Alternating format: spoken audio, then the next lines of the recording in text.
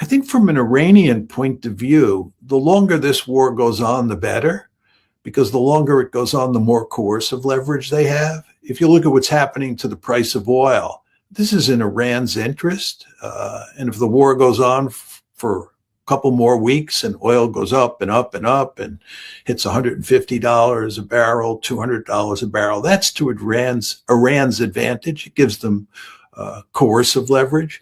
And with regard to escalation,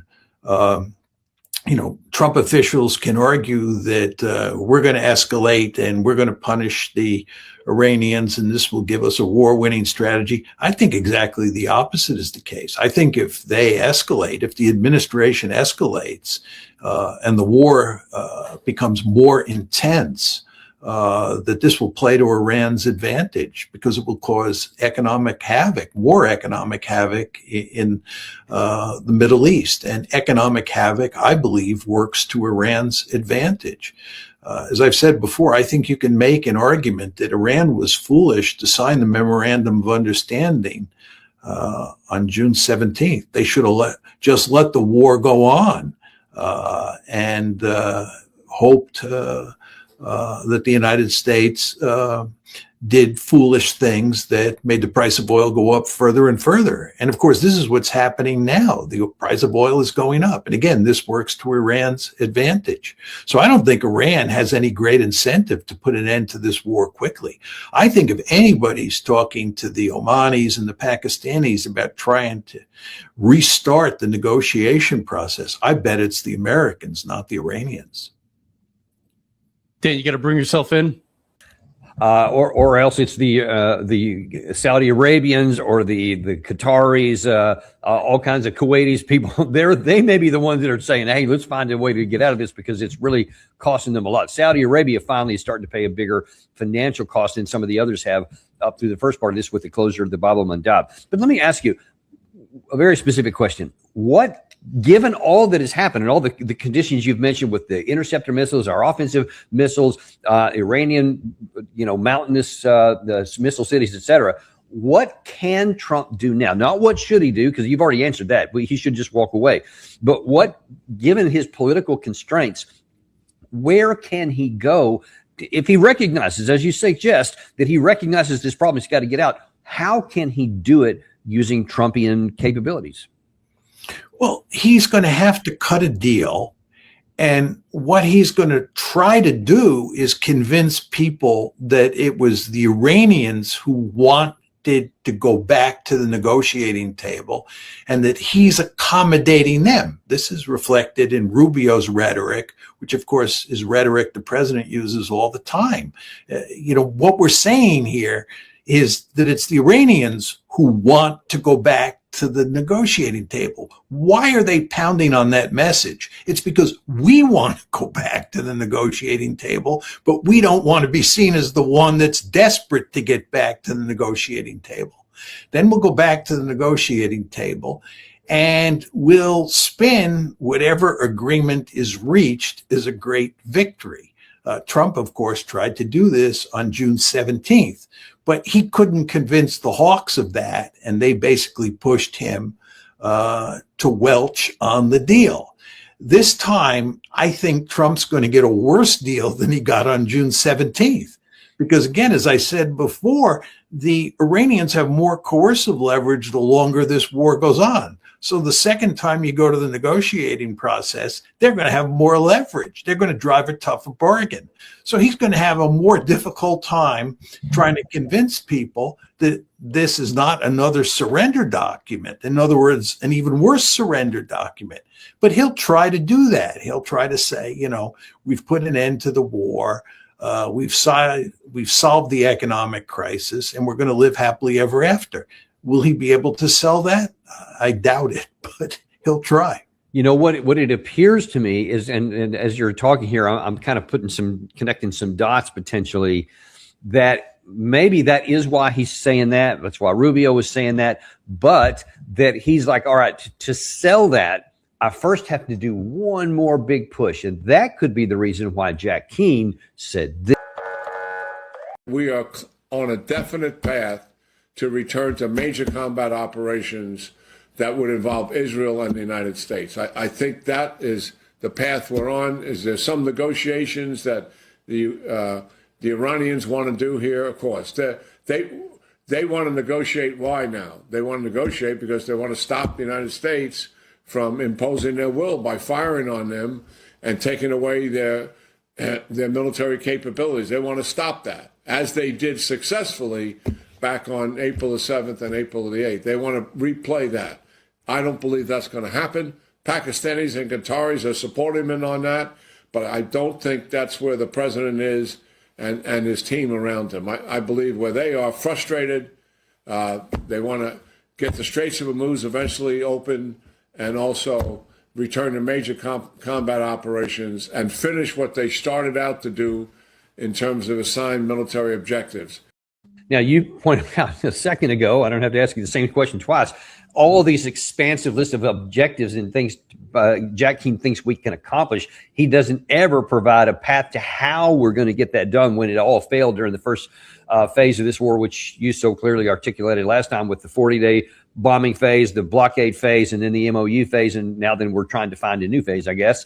But do you think that it's possible that President Trump is putting out stuff like this, and like what Greenway said, and like what Keith Kellogg said also, that we want to try one more big push, and then we can somehow claim after the smoke clears that we caused Iran to make a deal? Could be the case, Danny. I wouldn't be surprised.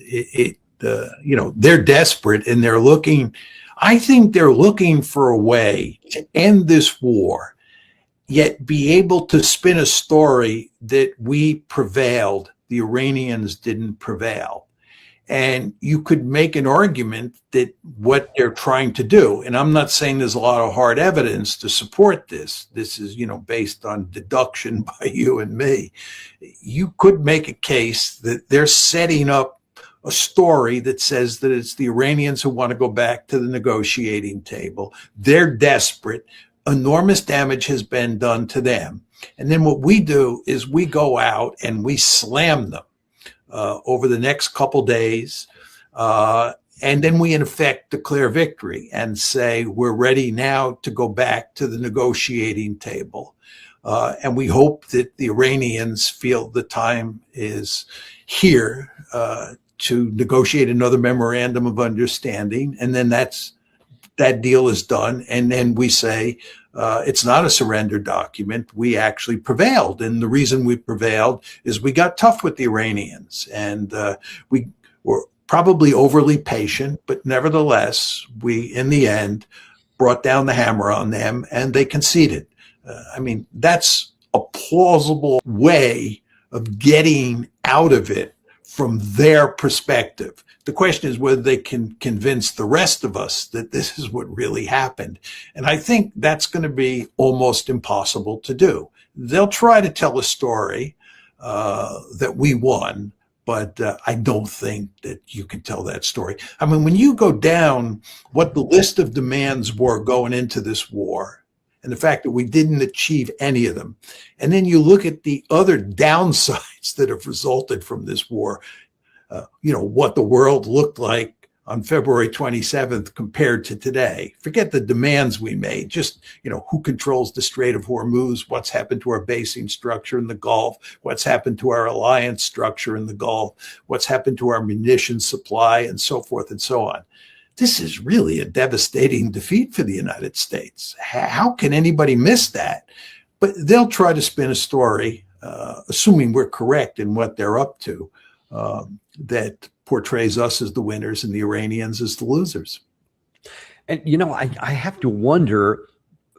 So we had the deal that you say Trump needs to try to get now in our hands with the MOU. So in June, President Trump made the statements that you just articulated a second ago. He acknowledged, he recognizing the potential. None of those things have changed. They're all there now. And yet, for some reason, he still gummed it up with this, trying to change the terms in the southern part of the Strait of Hormuz with the Omani corridor. Then now this 12 straight days we've attacked them, et cetera. Probably a 13th day is coming later today. Maybe something even bigger. We'll see what's going to happen. But let's say that he does do what we have just speculated he may. And then after some big hit or whatever, claim we're going to walk away, we'll be in a worse position on the other side of all this if Iran agrees to anything. And what's to say he's not going to do it again and gum that one up? I mean, why would he abide by over there with worse terms than he did on June 17th with the terms he had?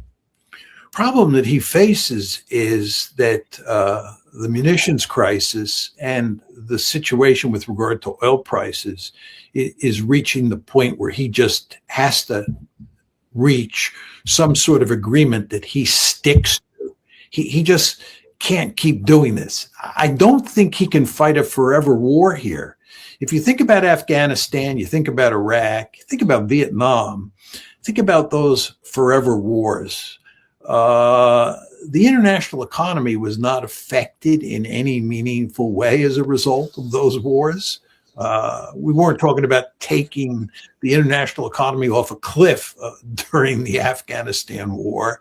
And in terms of munitions, none of those conflicts really ate up precious American munitions the way the Iran war is doing. So this is a very different situation, and he has to shut this one down. And by the way, we haven't even talked about the midterm elections, which really do matter to him and which this war has consequences for. You showed the poll data before about what's happening to his support inside the MAGA movement. And this is not good news for the president when it comes to the midterm elections. So that matters too. So this one, I think, has to be shut down at some point in time.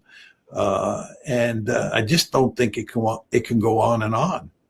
And it's not a surprise, but the administration is sabotaging its own potential. If they were going down that path, then they would be saying things that are different, that are supportive of that. But instead, in Senate testimony, here is Pete Hegseth talking about how weak the Iranian side is. Iran is at the weakest point militarily it has ever been in the past decade. Certainly, maybe in 47 years, as they've gathered effectively a terror army. So I acknowledge they still have capabilities, no doubt. But the amount of damage that we've done to them over the course of these series of operations has put them in the worst place they've ever been.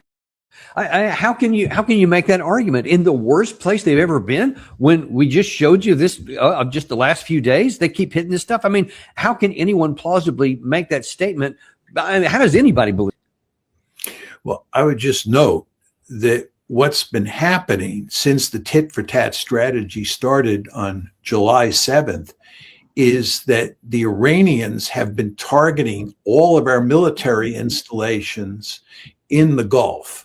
And they have been destroying them. And we, therefore, have retreated in very important ways to Jordan. And the reason that Jordan has become a target, remember, early in the war, Jordan was not a target at all. The target set that the Iranians were going after was exclusively in the Persian Gulf. Well, now Jordan is a big fat target for the Iranians. Why is that the case? Because we're moving our military capability out of the Gulf to Jordan. And now the Iranians are basically going after our military capabilities and our infrastructure in Jordan and forcing us back to Israel. And at the same time, there's no evidence they're running out of missiles and drones. So how somebody like Pete Hegseth can argue that the Iranians are weaker than ever and we have them right where we want them is an argument I just don't understand how he can make. It's just palpably untrue. It's obvious from what's going on that the Iranians are in an excellent position from a military point of view. And that we have no way of eliminating their military capability. And by the way, Danny, it's also important to emphasize that the Russians and the Chinese are clearly helping them. I think not only with intelligence, but also with weaponry. I believe that the Iranians are receiving help from the Chinese and the Russians that's making their weapons much more deadly. And that's causing us huge problems. So I think that Hegseth here is just blowing smoke. Yeah, I mean, that's kind of those chickens coming home to roost, which we've been doing against Russia for all these years. And, I know you have some views on this in China, but, given all these weapons to Taiwan all this time, it's not surprising that they were going to both do something against us. Actually, the only thing I've been surprised at is that it's taken this long for them to get to it, especially the Russians. Speaking of the Russians, there was Marco Rubio met with Sergei Lavrov yesterday. And interestingly, the readout on the American side was merely that a meeting took place and that they talked about the Russia-Ukraine war. That's it. No, it was like 2 sentences long, very short. But on the Russian side, Dmitry Peskov was asked this morning how the Russians view that. In this situation, I wouldn't be overly optimistic. Contacts are indeed taking place. That is always positive.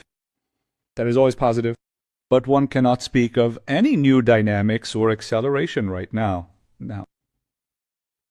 We continue our dialogue with the Americans through existing working channels, and we hope that when the American negotiators are freer, we will continue in-person communication. They will be able to come to Moscow and continue our dialogue. Now, the Russians have said of late, Sergei Lavrov and Vladimir Putin both, that they are very disappointed that the spirit of Anchorage from Trump's the first time when he had rolled out the red carpet is effectively dead, and there's nothing more to it. So why do you suppose that Sergei Lavrov would agree to meet Rubio, and what do they actually expect to happen? I think that he met with him because he wants to know that he is a responsible diplomat who's open to diplomacy. He's willing to meet with the American Secretary of State. This all shows that Russia is a responsible actor, a responsible stakeholder in the international system.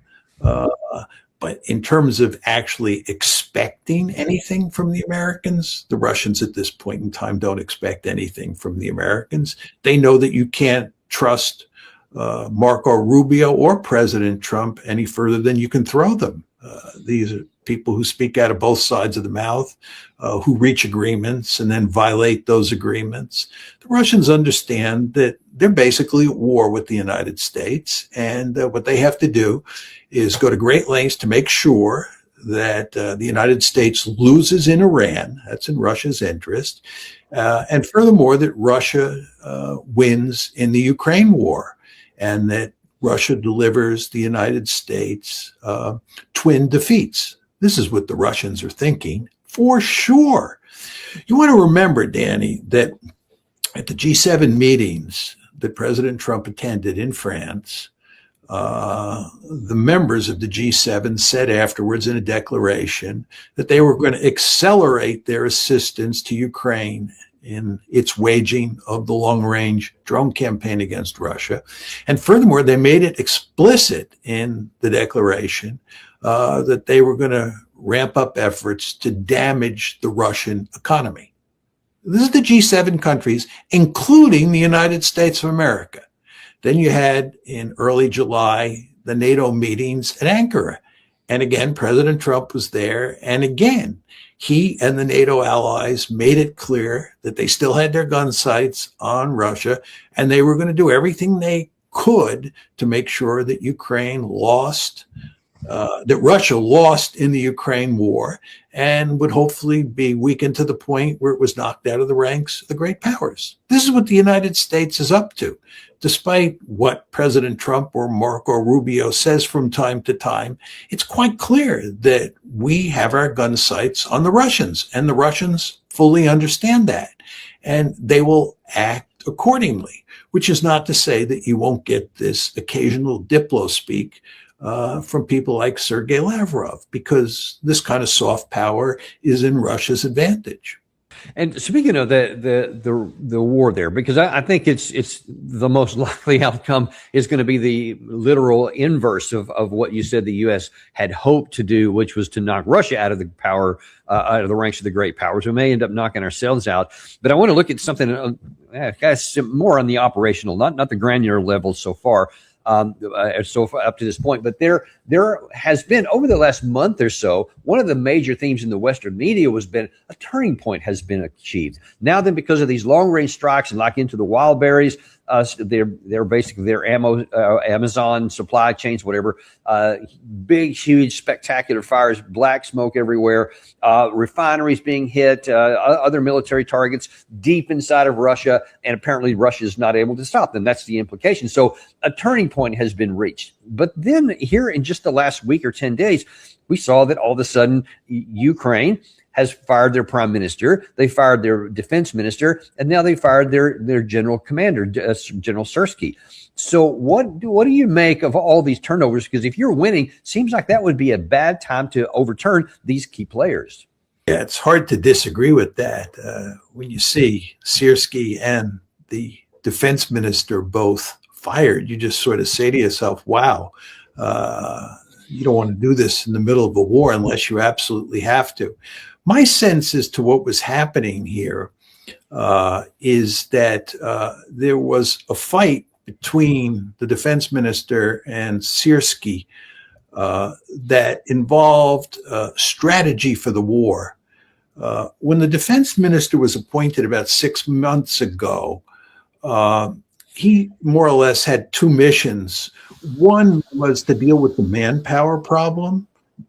As we both know, the Ukrainians have a huge manpower problem. They have so many draft dodgers and so many people who are in the wall that they just don't have enough fighting forces up on the front lines. And the new defense minister was supposed to solve that problem. And in addition, he was going to go to work on the long-range drone attacks against against Mother Russia. Now, what happened is that he did not solve the manpower problem. The manpower problem is worse than ever. In fact, the last time I was on the show, I believe you showed some clips of riots in the western part of Ukraine, in the city of Lvov. So the defense minister did not solve that problem. And that causes problems for Sirski because he needs increased numbers of troops. The other thing is, I think that there is a tension between waging a long-range drone war deep into Russia on one hand, and number two, employing large numbers of drones on the front lines. And I think the emphasis on using long-range drones that the defense minister favored was causing problems for Sirski up on the front lines. So Sirski was facing two problems. One, he wasn't getting enough troops. The manpower problem wasn't coming close to being solved.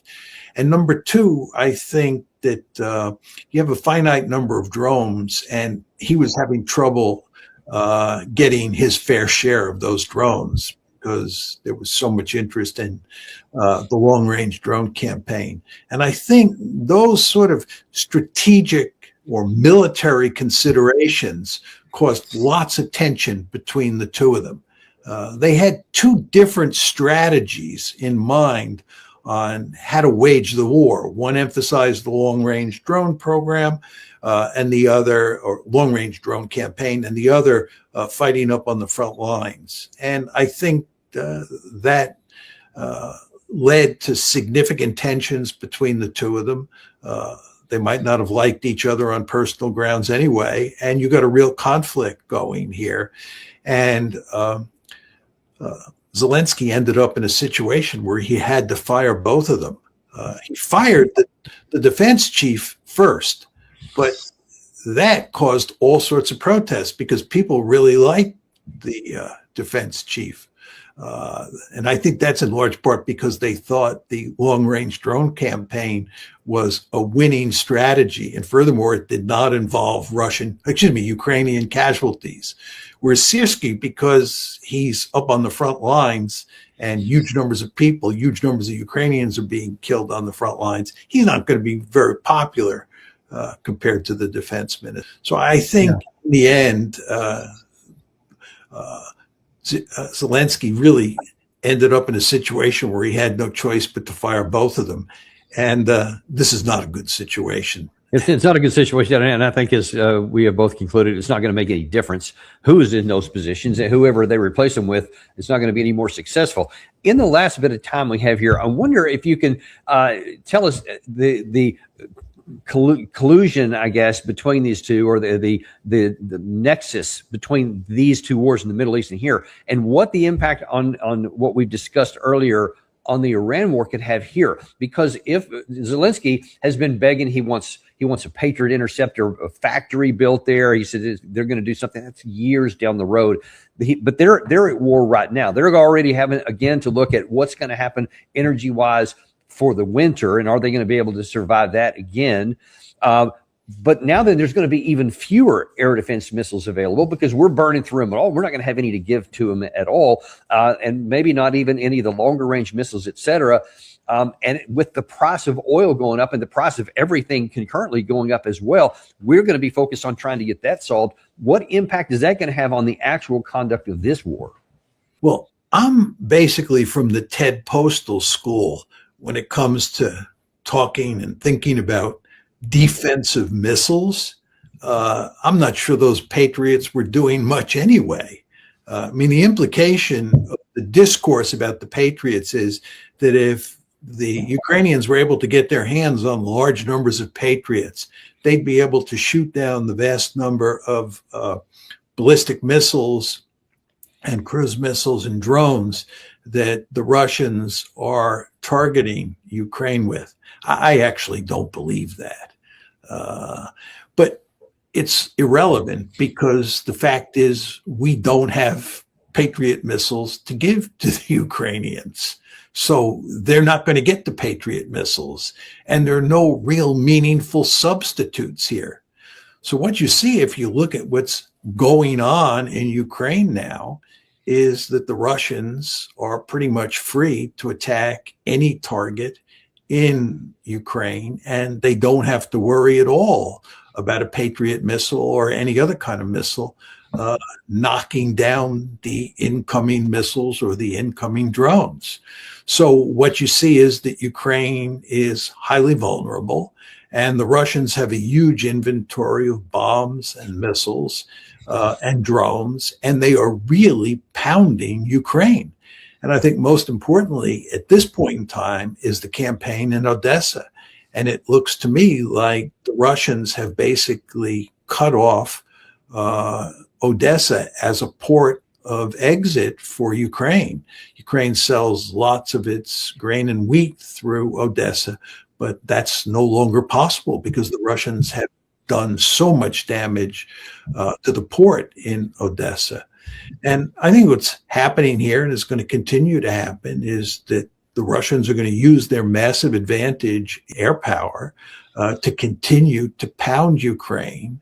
And this, coupled with the trouble that Ukraine is having on the battlefield because of its lack of manpower, I think guarantees that the Russians are going to win this war, number one. And number two, that Ukraine is going to emerge as a dysfunctional rump state. Yeah. So this is all disastrous for the Ukrainians. And so let me ask you in like 30 seconds or less, what about the economics? Because everything in Ukraine is only kept alive because of European money. But with the disaster going on in the Gulf and the rising of the cost of energy, Russia's now getting more flush with cash because of the rise of that. And it's costing more to do business in Europe, and they're already pretty weak economically. Do you see any concerns about that in terms of how they can support going forward Ukraine? Well, I think there's no question that what's happening in Iran is going to have a seriously negative effect on the price of oil and gas in Europe and cause big trouble for those economies. And I think the politics in Europe are likely to change over time and erode support for Ukraine in some important ways. And this means that Ukraine will get less help from Europe over time. You can already see evidence of that happening. And by the way, in terms of material support, this has already happened with the United States. So I think events in Iran and just the course of the war between Ukraine and Russia is creating a situation where Ukraine's future looks highly bleak.